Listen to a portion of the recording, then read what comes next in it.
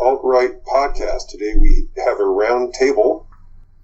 As usual, I'm joined by my partner in thought crime, Colin Liddell. Today we also are pleased to have David Cole Stein with us, who's coming to us. Hello, David, coming to us from the sunny climes of LA, California, or maybe soon to become Cascadia, as so I hear.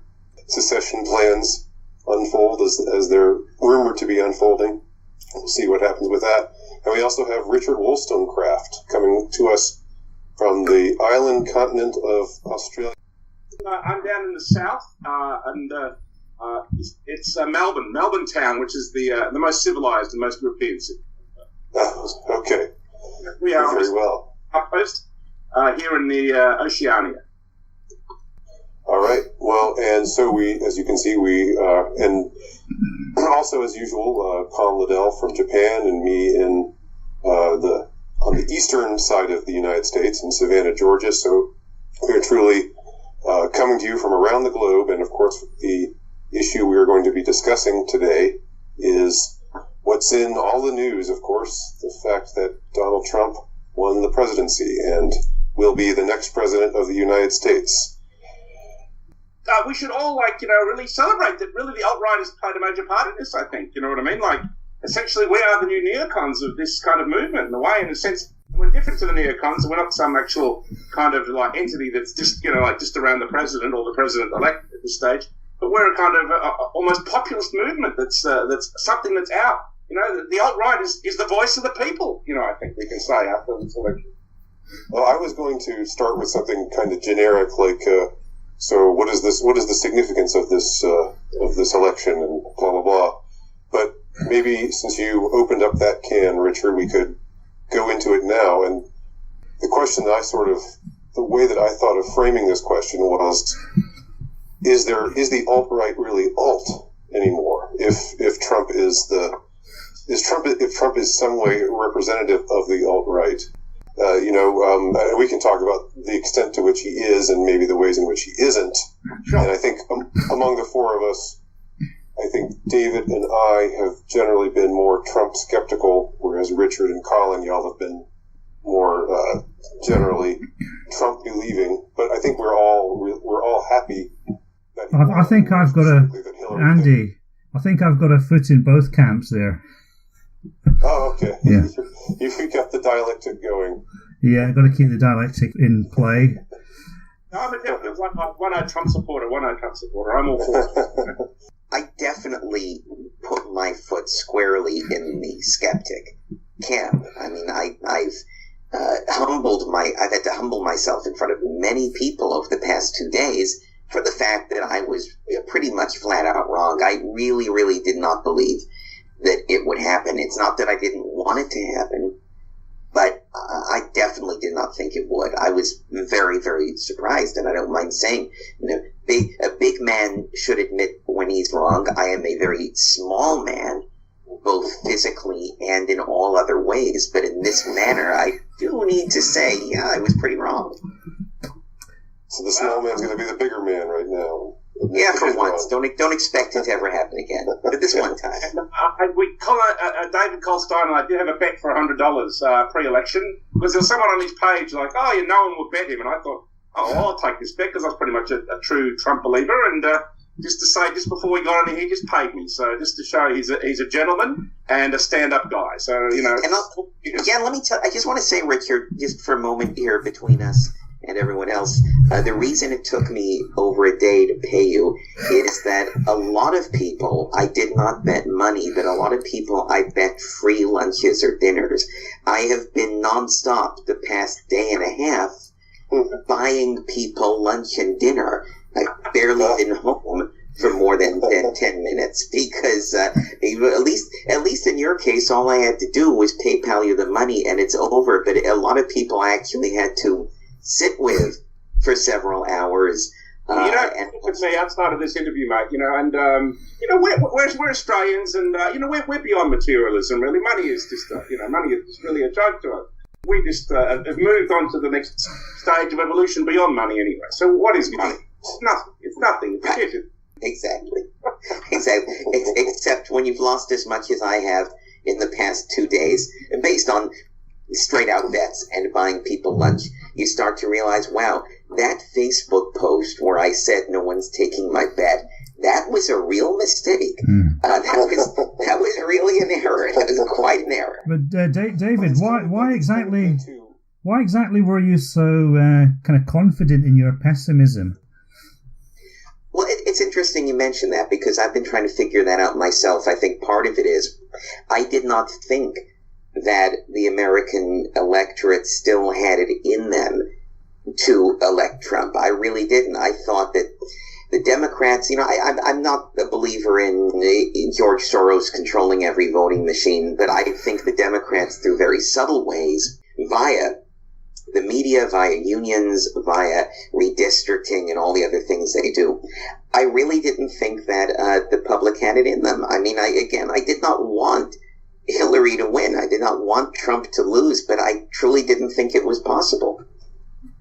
Hey, it was possible, mate, and it's more than possible. I mean, I was on set shooting my new film when I heard the news. Basically, I went through the same kind of skepticism, I guess I felt with Brexit, where you go to bed the night before and you hear the beginnings, and it's like, oh, Hillary's looking good, and you're like, oh, here we go.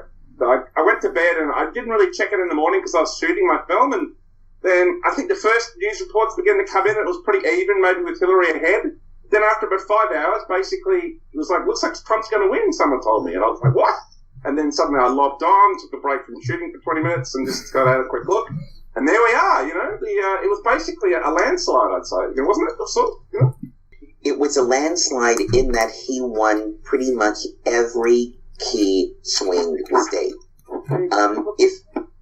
It was enough for me to, I was skeptical enough that he would ever win, but if someone had told me that he would get Ohio, Pennsylvania, and Florida, and Michigan, I would have said, that's science fiction.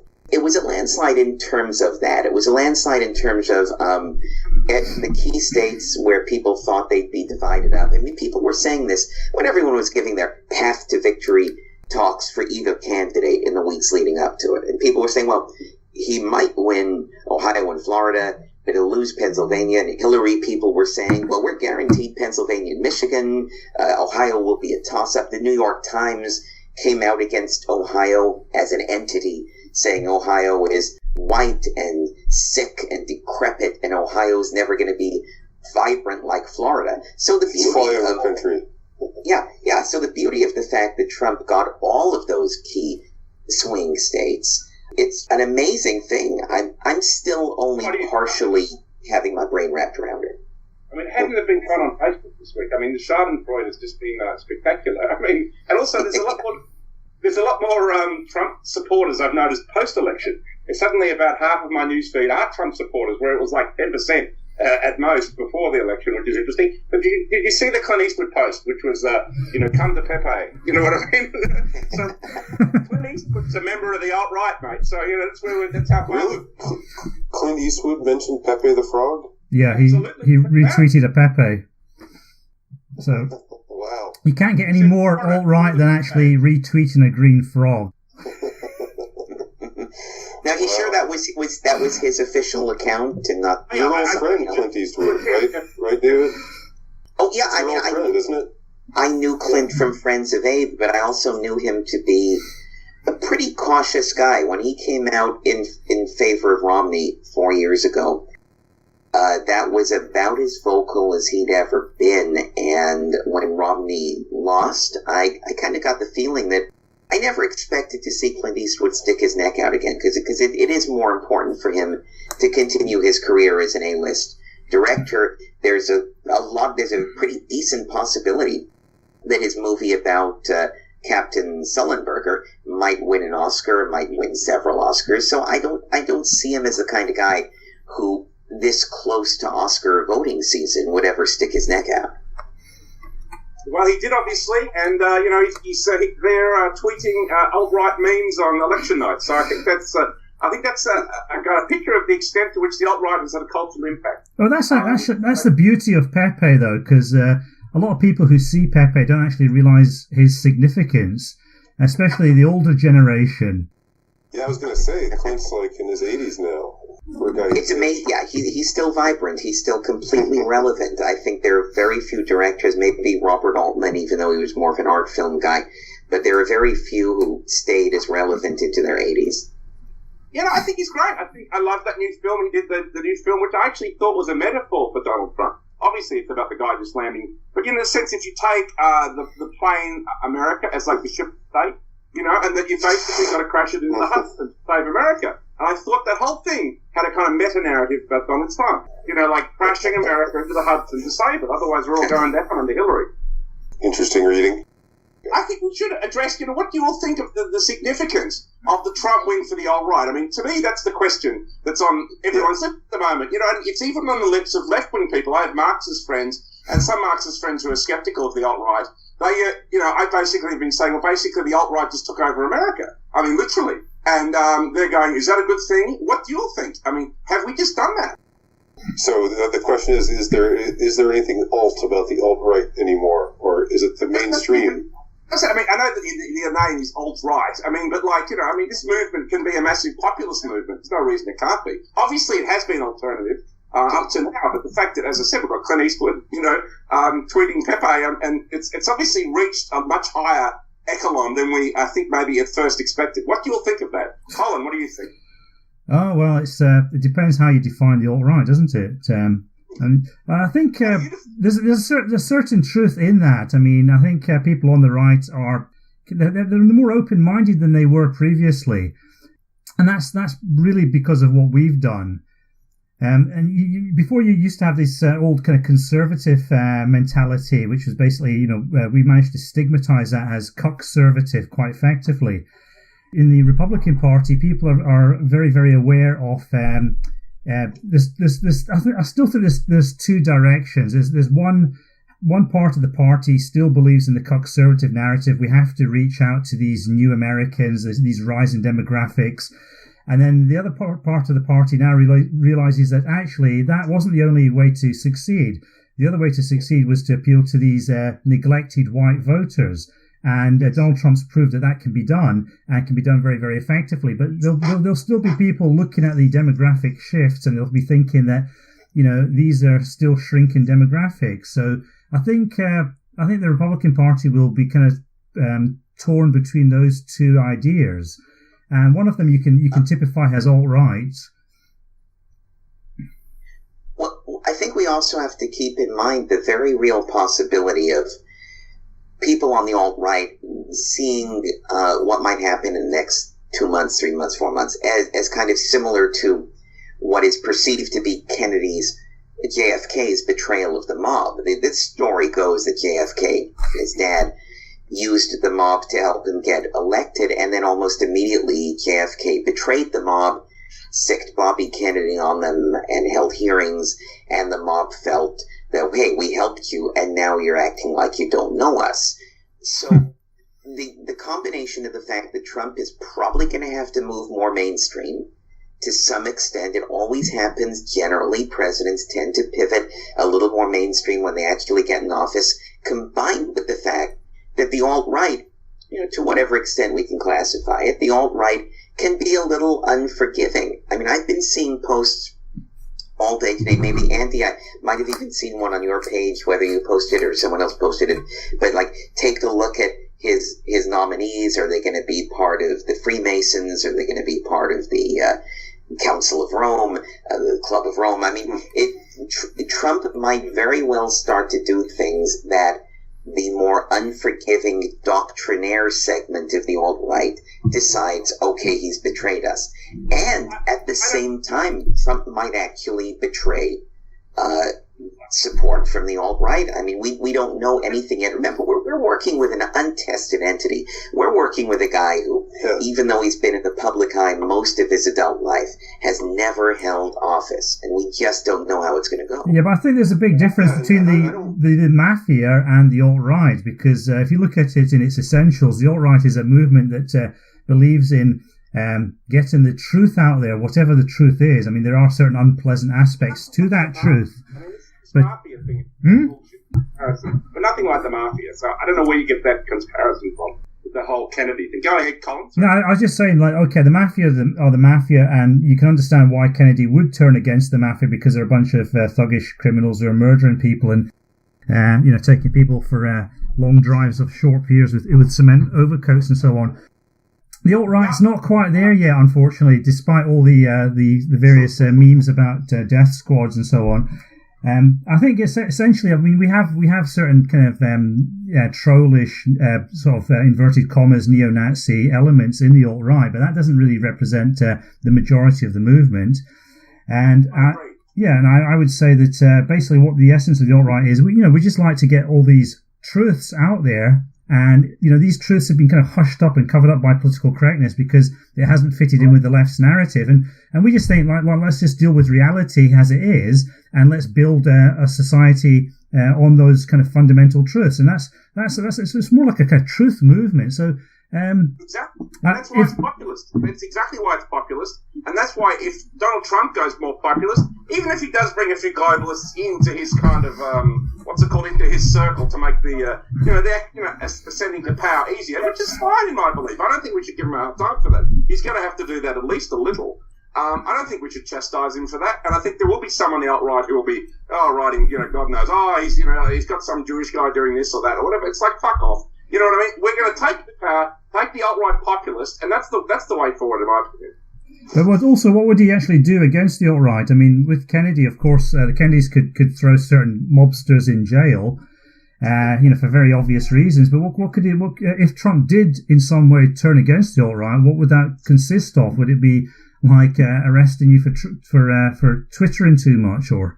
No, I don't mean it. I don't mean it in terms of him acting against the alt-right. I mean it more in terms of he might actually start to soften some of the positions that attracted the alt-right to him, and the alt-right might start to feel like they've been played. I mean, to get my own particular point of view out of the air, I don't believe that he's going to do terribly much that's going to be earth-shaking. The only thing that I ask from him as an American citizen, the only thing I demand is that his Supreme Court picks are good people who are going to follow in the footsteps of the late Justice Scalia.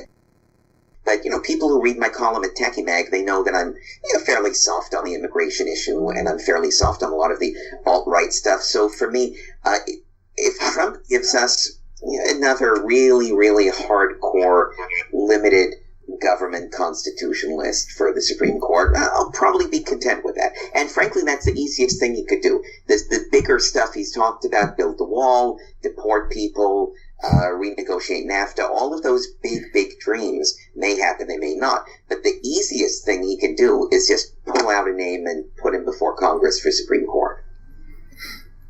To what extent has Donald Trump ever been a principled or, ideological figure at all? I mean, that's part of my whole thing with him. I think he's obviously an interesting figure and has, pulled off something rather extraordinary by winning this election, and I'm glad that he did. But the source of my Trump skepticism is, prior to mid-2015, he wasn't saying stuff like this. That's absolute rubbish. If you listen to those videos, those viral videos, I mean, the early 80s he's been saying... No, in 2008, Richard, in 2008, he was praising the Clintons to the hilt. He was talking about how great a president Bill Clinton was. He was talking about how Hillary would make a great president in the future. That was 8 years ago. Give me a break. That wasn't that long ago. You sound like a fucking left winger.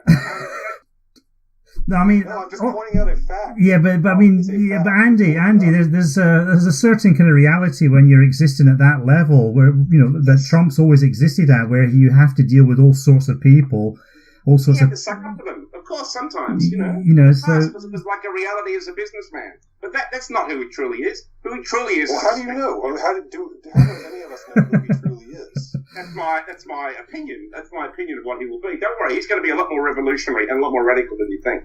I mean, he's going to bring in a new Glass-Steagall. That was one of the things that was just released. Kanye West is leaving America. I mean, this is fantastic news. There's a certain necessity to Trump as well, though. That's the other thing. I mean, because like it's all very well talking about principles, but you know, most of history is determined by historical and economic forces, and there is a kind of necessity to Trump and the policies he's espoused. And the real problem is that globalism itself is in deep shit.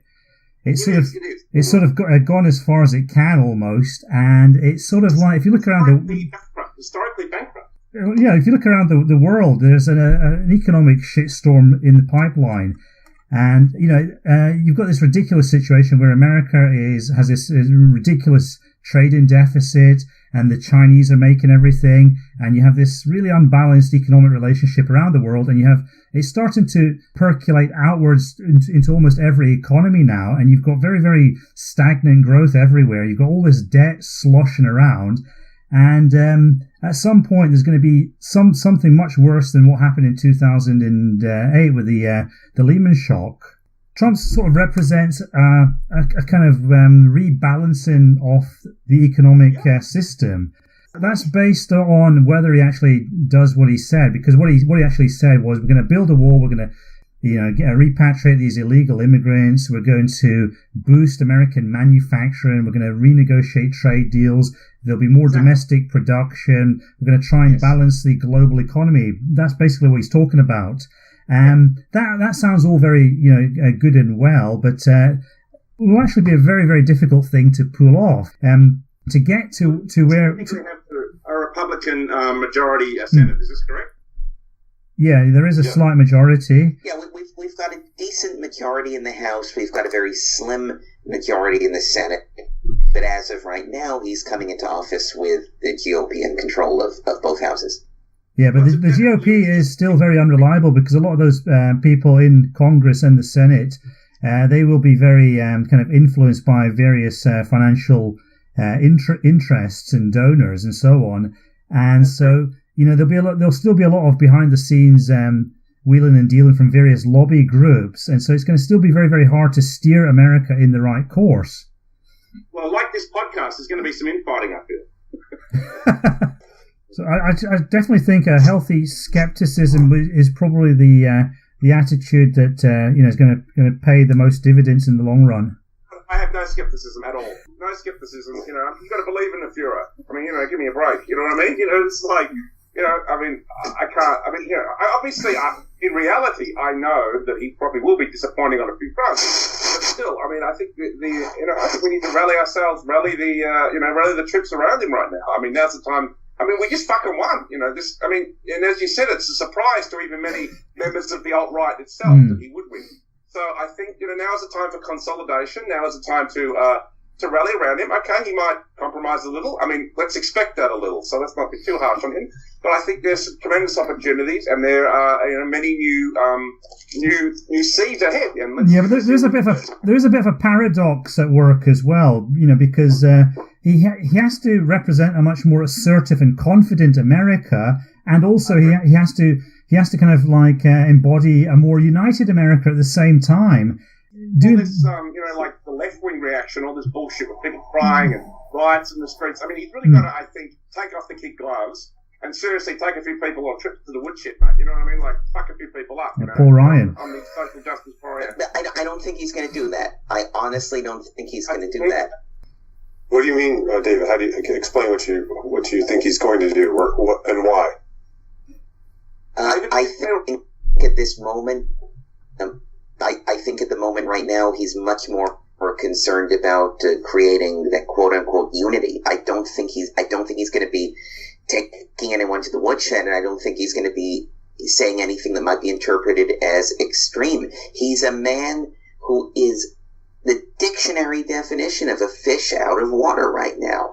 And he might be as egotistical and confident as hell. But he's president of the United States now. And I think he's got to start listening to other people. I think his advisors are going to be as important as him in terms of how he comports himself. But I don't think you're going to be... I mean, look at him with Obama. Just the other day. He's a good man. Obama's a good man. Trump is going to be trying to calm the waters, calm people's fears, and I think he's going to pardon Hillary Clinton? I don't think that. Not at all. But I think, whether Obama does at the end of his presidency, I don't know. But I think that Trump is going to try to put forth over the next month and a half, 2 months, I think he's going to try to put forth the calmest, most non-controversial, most uncontentious persona that you've ever seen. And I don't think you're going to see any of the fiery, face-making, nickname-giving Trump, at least until mid-January. But next couple months, expect a fairly sedate Trump. That makes sense that he would behave in that way at the moment. Calm the waters. Once he's in power, then obviously, things can begin late January, as you said. The thing I'd like to point out, as a long-time observer of the U.S. Political scene here, one of the things that helped Reagan come to win his victory, and people forget that when Reagan ran against Carter in 1980, it was not a blowout. I mean, Reagan won, and he won decisively, but it wasn't like 4 years later with Reagan versus Mondale, when Mondale only won one state. Carter still had the power of the incumbency next to him, and so it was still a fight. When Reagan won in 1980, the coalition at that time, we're going back now to 1980, the coalition that helped propel Reagan to victory was the pro-life groups. Roe versus Wade legalized abortion in America had only been around for less than a decade, so it was still fresh. Everything was still fresh. Reagan rallied the pro-lifers. He promised them that he's their man. Elect me. I'm the pro-life guy. Didn't matter that when Reagan was governor of California, he really wasn't all that pro-life at all. But when he ran for president in 1980, he's Ronald Reagan, the guy who's going to end abortion. And this was a major deal. I can't overstate how big this was in 1980. So the pro-lifers all over the country, they were decisive in helping Reagan win. 8 years later, Reagan leaves office. Any change in abortion law? None. Zero. For a bunch of reasons, one of them being that it was a Supreme Court case and a president can't change that. But even Reagan's first Supreme Court nominee, even Sandra Day O'Connor, was pro-choice, and then Kennedy, his third nominee, was pro-choice. So out of the three people Reagan put on the Supreme Court, two of them supported abortion rights. So what benefit did he get from that? I mean, what was his motivation for doing that? He used them. He used the pro-life movement is very emotional. Yeah. They don't go by common sense. They don't go by logic. They believe, and I'm not arguing for or against this, they believe that babies are being killed every day. Yeah, we know that. But the point is, like, what's Reagan getting out of it? I mean, why would he do that? He's losing a certain amount of credibility by doing that. He's actually betraying a group which was supporting him, loyal to him. There must be some payoff. What does credibility have to do with being a politician? He won 2 terms, and then he can't run again. Then he got Alzheimer's, but I mean that didn't necessarily happen. I mean, was he trying to reach out to somebody by doing that? Was he trying to reach out to people in the middle, the people who were more sympathetic to abortion? Was he trying to square his electoral demographics in some way? Reagan, or at least maybe Reagan, maybe not him, maybe his advisors, let's just say his people, understood that abortion rights were not going anywhere, and that number one, you can't fight the Supreme Court unless you throw up another case. Or was he being very, very, very Machiavellian, because he realized that if they had abortion, that would ultimately cut down the number of Democratic voters in the future? Well, that could might very well be because I'm not even discounting that, but I know towards the end of his presidency, probably sometime in early '88, pro-lifers began to turn on Reagan because they realized they had been played. And Nancy Reagan, I'm not quoting, I'm paraphrasing, but I'm sure the quote can be found online. Nancy Reagan said something like, F off, you pro-lifers. Again, paraphrasing there. But basically, she kind of, her attitude towards the pro-lifers once they started to turn on Reagan indicated that Reagan was never that serious about it. And if you look at Reagan's California governor record, you'd see that he didn't care about being pro-life. He cared about being pro-life to get elected, and he rallied. Again, we're going back to 1980 when this was a major issue. I mean, this was just a huge issue across the board because a lot of parts of the country were still really fired up about Roe versus Wade. So Reagan used the issue. I don't think it ever really mattered to him. The things that mattered, he got done, mainly a lot of fiscal stuff and Cold War stuff. That stuff mattered to him. He also, the other thing he's also remembered for on the alt-right is the amnesty. And to most people analysing the way American politics has worked out, that seems like almost an act of suicide by the Republicans. The only thing I can say about the amnesty, having been living in LA my whole life as a child, as a young man, hard as it might be for people nowadays to grasp this concept, in the late 70s, early 80s, Mexicans were not a big deal in LA. They were here. Sure, they were here, but you kind of had to go seek them out. They were not working every restaurant. They were not the busboys and the short order cooks and the migrant workers every place in the state. We were still looking at mainly a black and white America. By and large, in the late 70s, early 80s, I mean, I went to public schools where everything was about multiculturalism, diversity, multiculturalism, but in the 1982-83 version of that, and the early 80s version of that was, it's a black and white America. Mexicans were on the sidelines. We saw Mexicans back then as you might see Eskimos. Now it's like, okay, we know we've got Eskimos. We know they're in America, and we know kind of what they look like, and they're good at spear fishing and such. But it really wasn't a deal. Because when Reagan passed the amnesty, nobody was really that angry because nobody saw any major immigration threat at that time. I think they do now.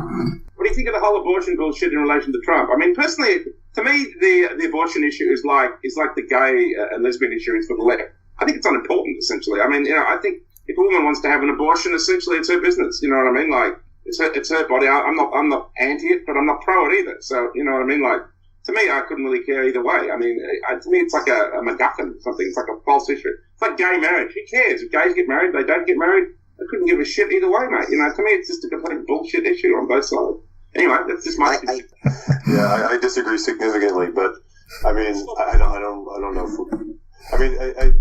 Obviously, just to get back to Trump. I mean, it's interesting. We are wandering off. Reflections on Reagan are interesting, but I think what David was saying, the bread and butter issue for Reagan back then, what got the conservative vote, rallying behind him was the abortion issue. And for Trump, he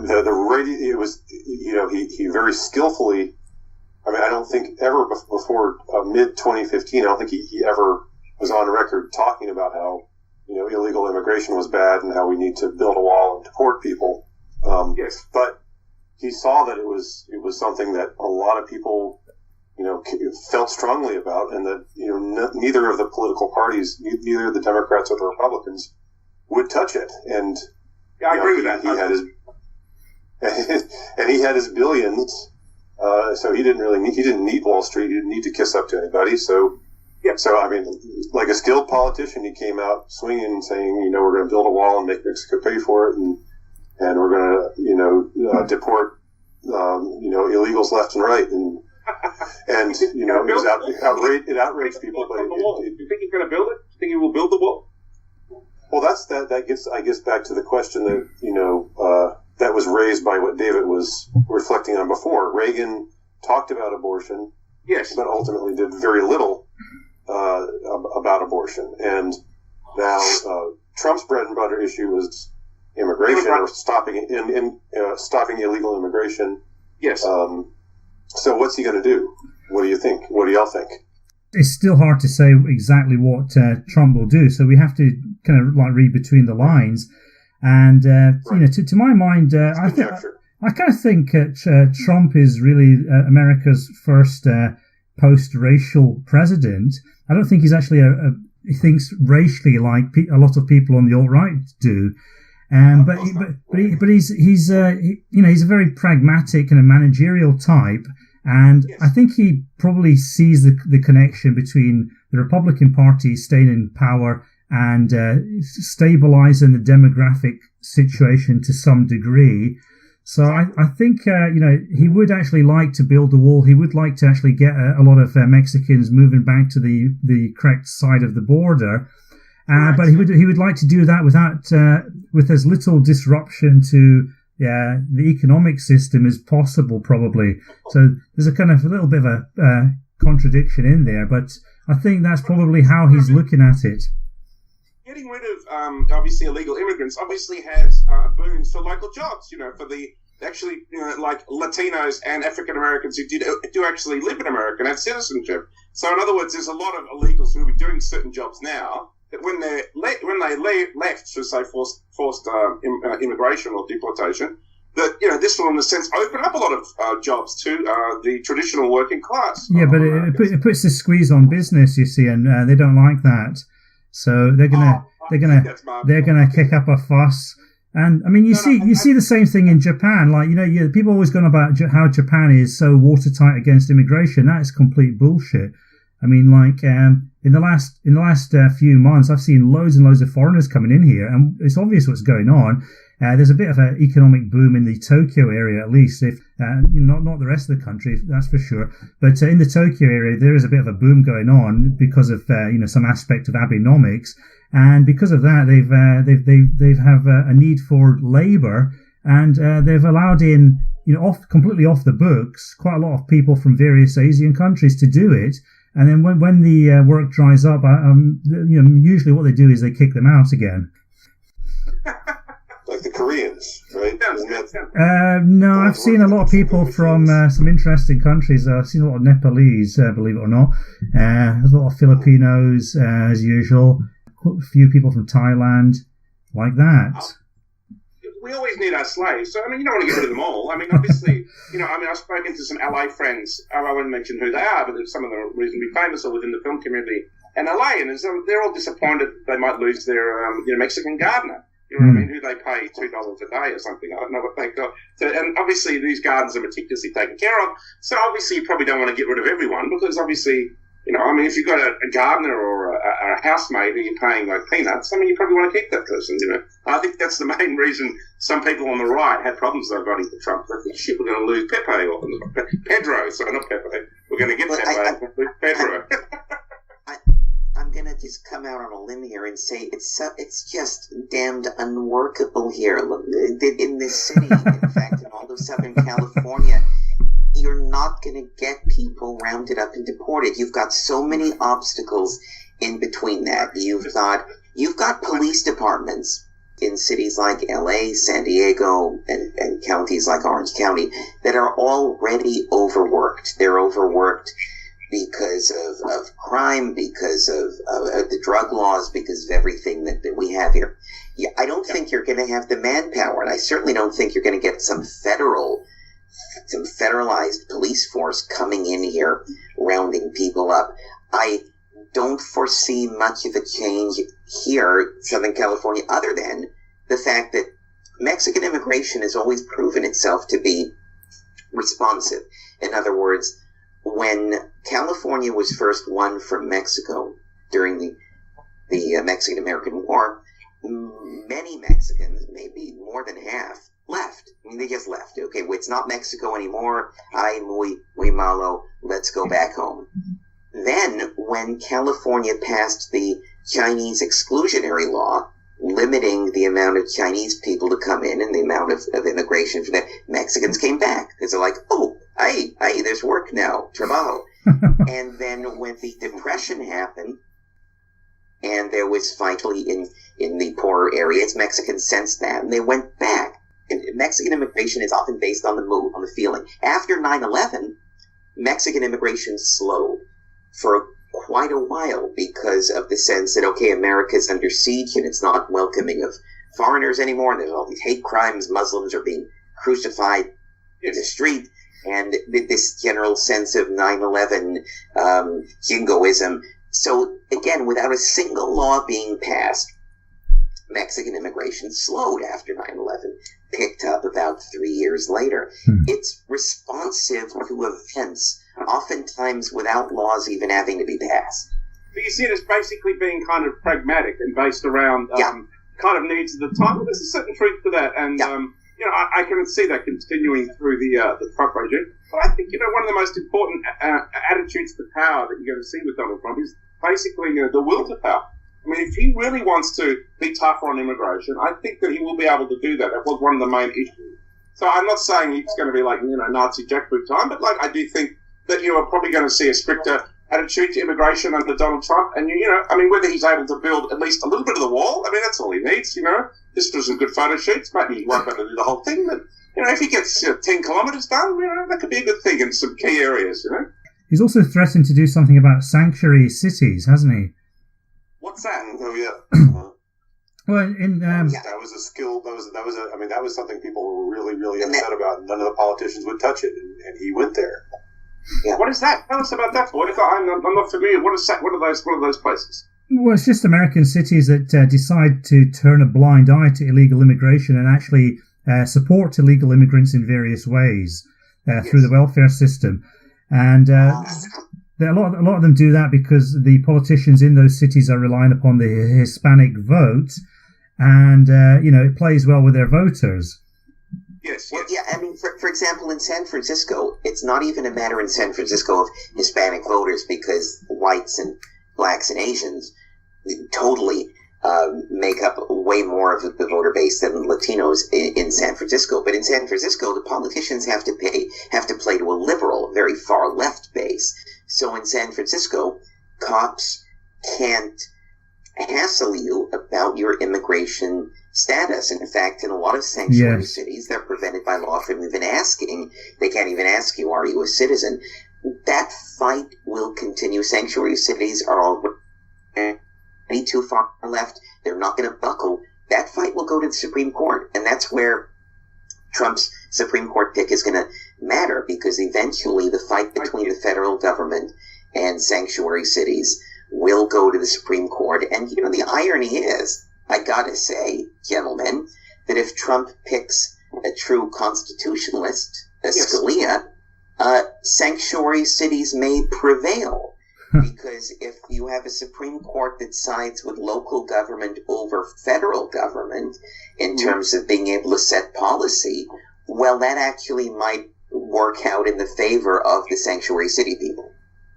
Well, I guess there could be some nuanced responses that we can expect in relation to all this. I mean, has Trump floated some of his Supreme Court nominees? I mean, has anyone been named specifically in relation to he did, his sister? During the primary, he released a list, and they were all pretty good, solid conservatives. Obviously, it was a list he put together with help from conservatives who were deep into this thing. But his list was good. They've got to put back someone who gives us the edge, as Scalia did. I think Trump will probably give us a good nominee, but that'll just put us back to the status quo. Before Scalia died, we had a 4-5 conservative edge. Now we're just again going to have a 4-5 conservative edge. So it's not going to put us ahead. What we're hoping is that one liberal will drop off. Bite the dust. Ginsburg has been in there for a while, and Breyer, good Lord, Breyer, I think, had 3 bouts with cancer, and the guy just keeps coming back. So there are 2 liberals who are getting old who might be toddling off. But then again, Supreme Court justices tend to generally live a long time. Scalia was an exception. Normally, Supreme Court justices don't wake up dead in their bed. They tend to live very long, and they tend to either resign mysterious circumstances. Yeah, it was. I mean, I'm not a conspiracy guy, but it was. I know you don't like conspiracy theories, but I'm really. There's a lot of things about the Scalia case that really. Yeah, well, I think. Sketchy as hell. I think Trump has to have a word with his close friend Vladimir Putin. Yes, exactly. What do you think of the whole Putin situation? That was one of the first things I noticed. And you say that he's not in power yet, but Putin instantly released a statement saying he looks forward to friendly relations, and that hopefully this kind of crisis situation begins to kind of back off. And TTP has kind of been announced as officially dead. These are major things. Well, I think due to the result of the election. Yeah, I think it's in a weird way. Trump might have more effect outside America than inside America, because, as David was talking about the kind of sanctuary cities and all the problems with actually getting them to go along with Trump's will. Yes. His hands are going to be tied in various ways inside America, but geopolitically, I think he's got a lot more freedom. And basically, the election of Trump really revolutionizes things geopolitically, because with Hillary becoming president, we were kind of like, a lot of people were thinking this is going to lead to some kind of war with Russia, and there were very valid fears there, and yes. That's been removed to a large degree. But it also means that in a way, Putin's got much more of a free hand in the Middle East, which is what he wants, because the Middle East is really, really closely connected to Putin's geopolitical strategy now, which is to line up all the oil and gas powers into a kind of cartel to exert more influence on the world. And also in the months ahead. I think that can be a good thing, in relation to balancing the powers. I think Assad should stay, and this whole Syrian war has been a fucking hideous disaster. So obviously, I can see Assad lasting now. Obviously under Hillary wouldn't have.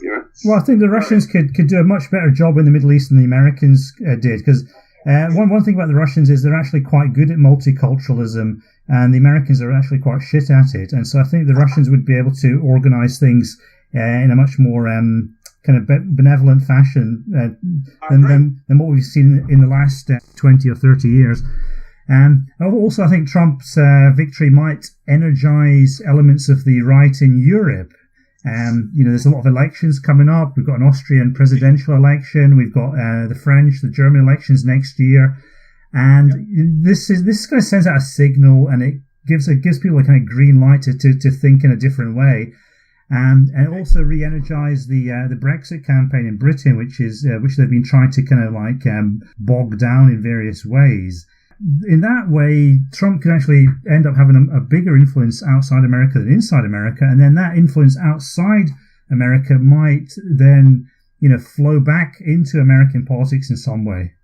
I think we deserve a week of celebration, on the alt-right, obviously, with the Trump victory, but I do think we need to realise that our work is only just beginning if we intend to, retake Western civilization, and that you have a lot of important work to do in France, getting Le Pen in there, and obviously Germany. Obviously, Merkel needs to leave. That's been a frigging disaster. Obviously, this new alternative for Germany, and I think there's a whole lot of more far-right or populist right-wing leaders who can take power in Europe, and obviously Brexit. But now with the Trump victory, I can't see Brexit not happening. You know what I mean? I think they're both kind of statements of the will of the people in a way. And I think everything's been driven by a kind of fundamental underlying instability in the world. There are tremors coming up, from and they're being picked up by the voters and by the political system. Yeah, I think it is a time of great instability, and I think that this is definitely a turn back towards traditional values and a turn back towards, I guess, the traditional structures of our geopolitical situation that we've lived post World War II, but maybe even before World War II, which would be nice. But let me ask you a question to you, Richard, specifically, but also to everyone else here.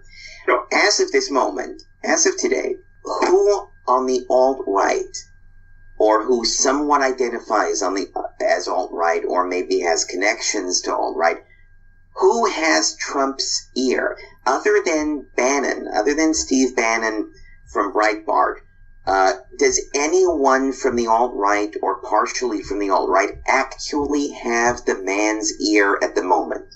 Well, you know what? I think that's a very good point, Dave Colstein, and I think you raise a very, very important issue right there. I think that's something that we need to address, because if we are to be the new neocons, I think we need to be a little bit closer to the throne quietly. You know what I mean? Exactly. I mean, look. Giuliani was a neocon. Christie's a neocon. I mean, he's bringing in neocons, but who from the alt-right actually has the man's ear? Well, I would agree with that. I think Gingrich. Newt Gingrich, to some extent. Pat Buchanan, I would say, you could probably class as a godfather of the alt-right in a way, really. But you are right. I think we do need to get people a little bit closer to him. I mean, obviously, I don't know to what extent Milo and him could be challenged, but I'm sure Milo could be. Milo, God, he's the best we've got in terms of closeness to Trump. That's terrible. That's my thing, because with neocons, they were always very well organized. They had their think tanks. They had their credentialed PhDs. They had their people in both politics and academia, same as the left does. The left has its people in politics and academia, credentialed PhDs, think tanks funded by wealthy people. So when you had the left or when you had the neocons, when a president would be elected from either side, they would swoop in and they would form a cocoon around that person. We don't really have an alt-right structure like that. I mean, generally, we can't say, oh, now the alt-right think tanks are dictating policy, because what are the alt-right think tanks? Well, you're right. I think we do need to get some organisation. Well, there's MPI. That is, I guess, our most well-known think tank. Is Trump even aware of the alt-right? Does he know that the alt-right exists? I asked that question to Matt Forney for a piece for Tackies a couple months ago. I asked Matt Forney and also a woman named Margaret McLennan, who was Milo's right-hand woman for a while, and I asked them both, do you have any evidence that Donald Trump would even know what the hell the alt-right is? And they both said, even a man like Matt Forney, who couldn't be more pro-Trump if he painted his butt red, but even Matt Forney said, we have no evidence that he knows who we are. That's really the issue, because... But I think he definitely knows who David Duke is, though. Oh, well, yeah, because the media wouldn't stop friggin' asking yeah, but also because of the way he handled the situation, because he was very, very careful not to disavow David Duke too strongly. He was a little coy. Yeah, and at that time, some of this Louisiana and some other kind of southern states were in play, and they were kind of like tending towards Cruz at that time. And so if he had come out too hard on David Duke at that time, that might have lost him a few votes amongst Republicans down there. Yeah, I mean, look, I think Trump probably does know about the alt-right. I think that he's quite net savvy. I mean, if you look at he's obviously a big Twitter guy, and obviously he would have received many tweets. I mean, his sons have tweeted Pepe images, and I don't think he had. Maybe he tweeted one Pepe image at one stage. But I think he would be aware of it. Obviously, probably he can't publicly embrace it, because obviously there are elements of the alt-right that are probably even distasteful to members of the alt-right like myself, and maybe even you guys. So if he was au fait with the alt-right, obviously there would be no evidence of it. It's one of those kind of like non-falsifiable kind of things. Exactly. Yeah, but you judge a man, you judge a candidate or a president-elect by who they surround themselves with. You judge them by... I mean, the minute... Everyone knew that when George W. Bush brought in Dick Cheney as his vice president, everyone knew, okay, it's Cheney's presidency now. Cheney was always an overbearing, controlling figure. Bush was never seen as any kind of an intellectual powerhouse. So in Bush's case, the minute he brought Cheney in, it was clear, okay, Cheney's calling the shots. Now, Trump is not Bush. Trump has a much stronger sense of self and personality and ego than Bush did. But still, you have to judge Trump by who he brings in to surround him. Well, hopefully we get Bannon as like Secretary of State or some position like that. I mean, obviously then you would have at least someone from the alt-right within a major position of power, and obviously, hopefully, Bannon might look around. He would obviously be aware of some of the alt-right figures and begin to move us a bit closer to the throne. I mean, obviously the American ones, but obviously I do see the alt-right as a global movement. So obviously, I think it's something that can affect the geopolitical situation across the world. And obviously, we should begin to put out the hands of friendship to Russia. People like Alexander Dugin and some of the other more kind of right, sympathetic figures within Putin's circle. There's a tremendous opportunity. But, I mean, as I said, we should all celebrate the Trump victory this week, but there's a lot of work to do. I think we need to come up with some kind of 10-point plan or something to, begin to kind of shore up some of these issues that we've been discussing here. Because that kind of puts me in mind of Michael Moore's 5-point plan. Yeah, let's double him. Let's double that fat bastard. And, take the fight to these motherfuckers. We just fucking won, so let's start having some fun. What was Michael Moore's 5-point plan? I missed that. Well, it's basically to double down on being a libtard leftist fuckwit, really. That's well put. In 5 steps. Yeah, it's just like let's try and impeach Trump, and let's have lots of shitty demos, and let's moan about how Bernie wasn't elected and how corrupt the Democratic Party is, and I think it's also they also want to overthrow the superdelegate system, which is interesting, because if you overthrow the superdelegate system, that kind of almost ensures that the Democratic Party will always pick radical left-wing candidates, which could give the Republican Party certain advantages further down the road. Obviously, the Democrats are going to probably regret not sending Bernie up against Trump. I don't think Bernie would have won, but it would have certainly felt like more of a competition between. I think you're totally right. It would have been much closer because Bernie was seen as he's an elderly Jewish socialist. He's about as extreme as you can get, and yet in some of those states like West Virginia and Ohio, where Hillary had promised to cripple the fossil fuel industry, going to put you all out of work, Bernie played on that and said, no, I'm your friend. I'm the working man's friend. And I think it would have been a lot closer in Ohio, Pennsylvania, maybe even West Virginia, if Bernie had been elected. Plus, people didn't see, right or wrong, people didn't see Bernie as corrupt. They might have seen him as as good or bad, as helpful or not helpful, but Hillary has had that albatross around her neck justifiably for a long time about being as corrupt as the day is long. Yeah, well, that's justifiably, because she is. Yeah, you're right. Absolutely. Yeah, I actually get the feeling that if Bernie had been the candidate, Trump might have lost because, Hillary's just got so many wonderful negatives going against her. We had this whole WikiLeaks thing. It was like non-stop, a tsunami wave of scandal. It was incredible. And that's a question that I actually, that what you just said, Colin, that's something I want to put out there and interested to hear anybody's thoughts about. Who do y'all think was the leaker? I mean, if we believe Assange, then it wasn't the Russians. That's what he claims, that it wasn't.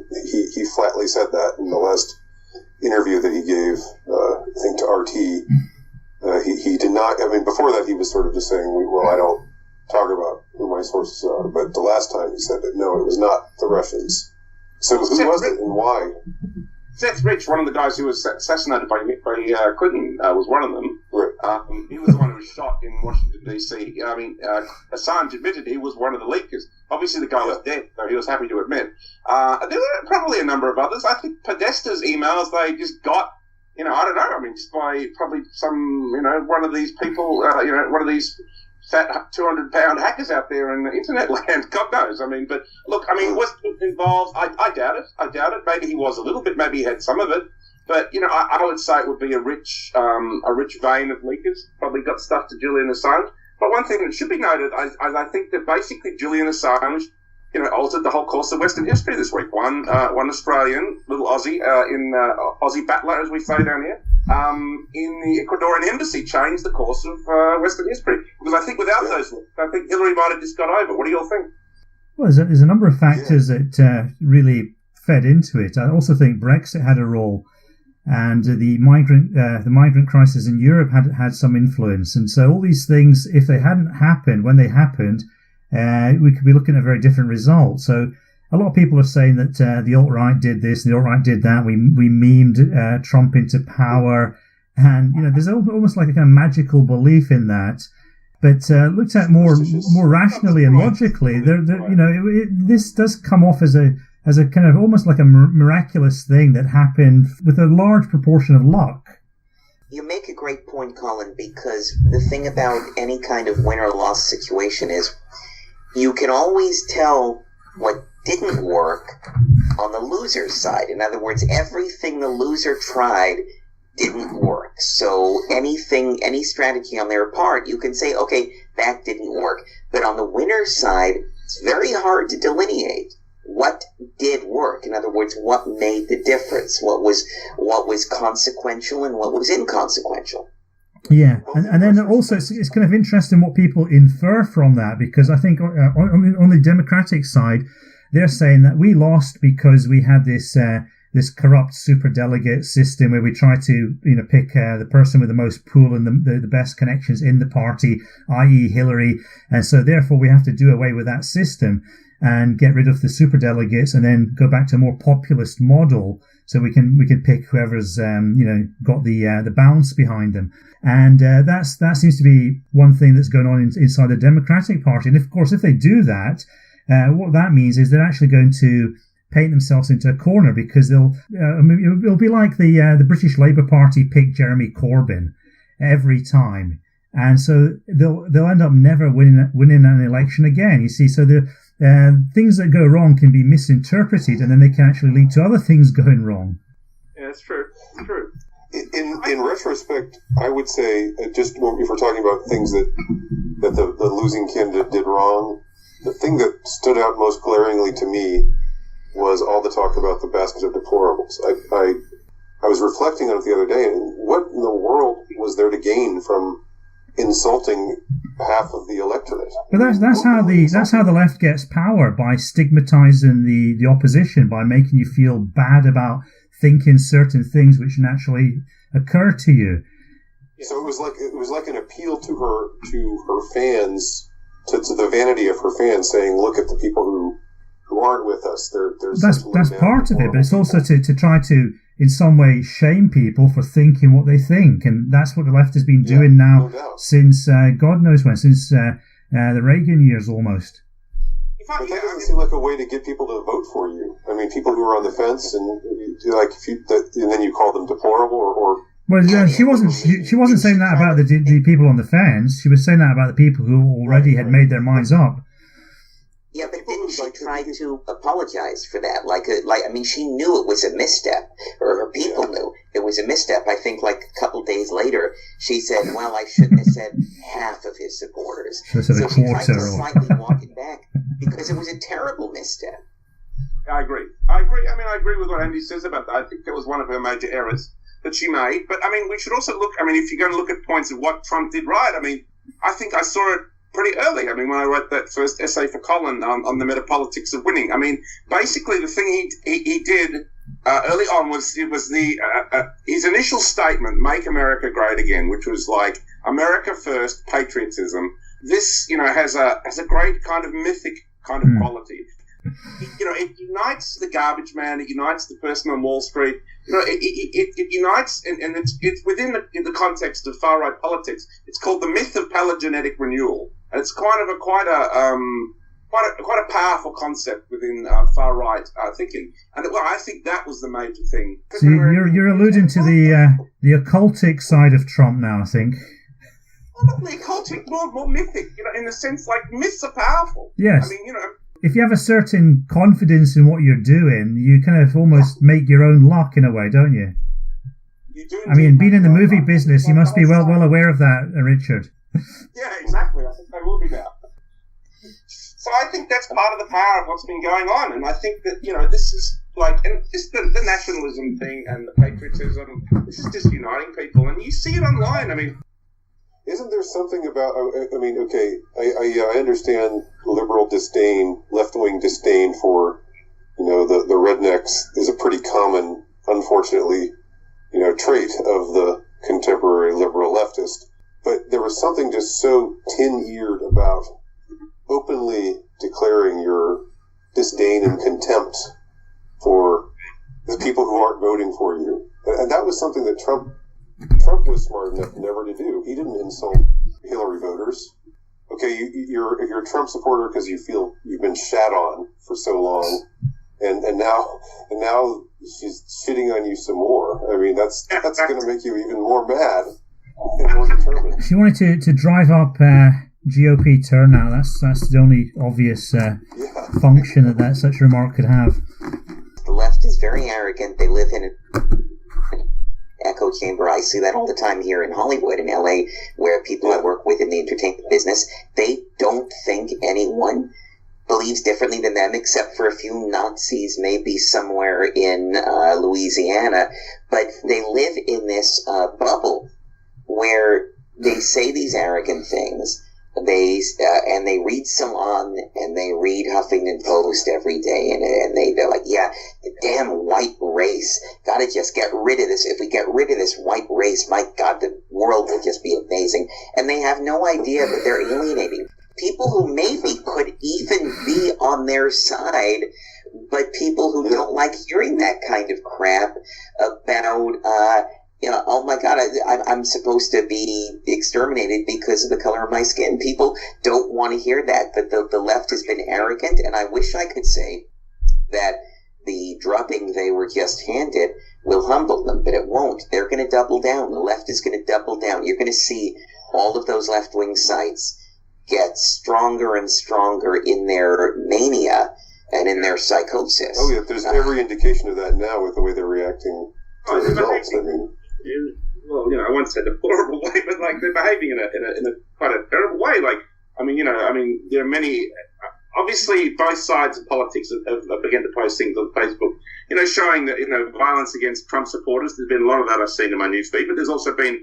There was one guy apparently who was gay and is covered in blood, and a picture that he was bashed by Trump supporters. Obviously, apparently without a reason. So, obviously there's going to be a bit of back and forth of this kind of material for a little while, but I do hope that it will calm down, because essentially, I think violence on both sides is a bad idea. So, I think we've probably reached. We're close to the end of the discussion now. What does each of us think is going to happen when Trump takes office? What are some things he's going to do, and what are some things maybe that he's not going to do? Fair enough. Starting with you, Colin. Well, obviously he's going to start World War III, because that's what the liberal media told us he was going to do. I guess there's going to be a lot of deal making, and like David was saying, he'll pivot to the centre a lot more. He'll have to do some kind of gesture politics, like some people will probably end up getting deported. Some part of the border may be fenced off with what looks like a wall for photo opportunities. Hopefully, Trump's quite smart, and he's taken a long-term view, and he will actually do something more fundamental. But I think it's best to just judge him by what he does, rather than what he said during the election, and to remain skeptical, but also to endorse some of the positivism that Trump has evoked in many people, especially Richard. Is that my cue? I'll go next then, okay? Well, I think that Donald Trump will come through in a lot of what he said. Obviously, there will be some horse trading, but I do think he will continue to inspire people with his kind of, right-wing populist kind of mythic persona, and I have a lot of hope for the next 4 years. Hopefully, this win will also spur on many populist right-wing leaders throughout Europe, and also hopefully even within Australia with the rise of our own Pauline Hanson down under. So I'm hoping that this revolution will continue, and that us on the alt-right will continue to speak out and support these ideas and proliferate them throughout the internets, as the saying goes. What do you think, David?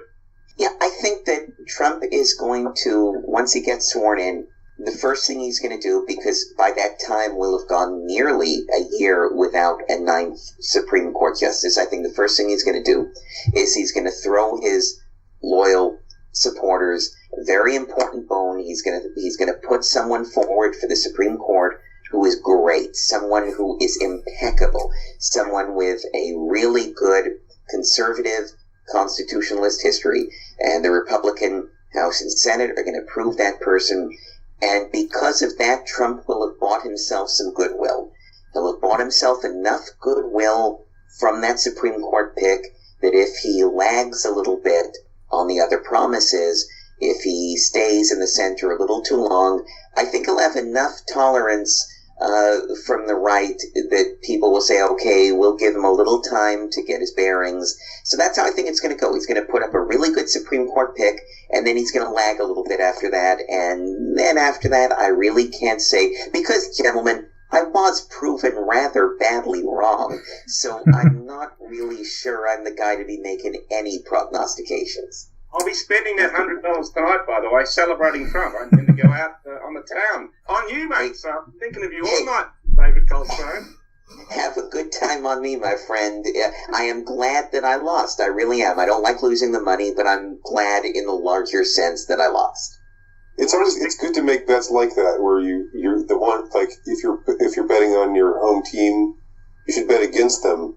Right. If they win, then you're happy that they won, even if you owe people money now. But if they lose, then at least you get to collect money from other people. That's actually a pretty good way to set about doing things.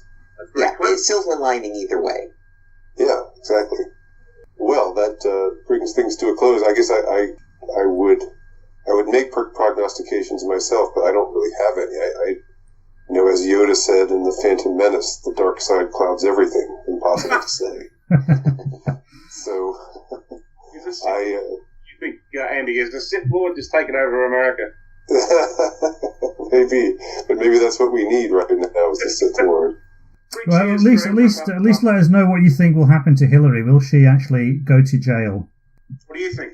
I'm afraid he's going to pardon her, because maybe Obama will pardon her first, and then it won't be up to him. I believe he pardoned her, and I do actually support that, even though I do think he should maybe put her through a little bit of a trial first, but in the end I think he'll pardon her. What do you think, David? I think that he's going to be wise and not go after her. Maybe pardon her, maybe not, but I don't think he's going to want to go after her over the emails. If anything still is an issue, it might be the Clinton Foundation, because that's a whole other ball of wax. But in terms of the emails, I do think it's best for the country at this point. Let's let that go. Yeah, let's let that go. Yeah, he should he should go for Chelsea. Make sure she's out of the way in a few years' time. Well, there it is, boys. Donald Trump won. 3 cheers, eh? We're going to celebrate. Let's give Donald Trump a hand from the alt-right. Come on, ladies and gentlemen. Right. There you go. There he is, Mr. Trump. Well done. If you listen to these things, we support you, mate. And on that note, let's bring things to a close. This is Andy Nowicki with Colin Liddell, Richard Wolstencroft, and David Stein signing off.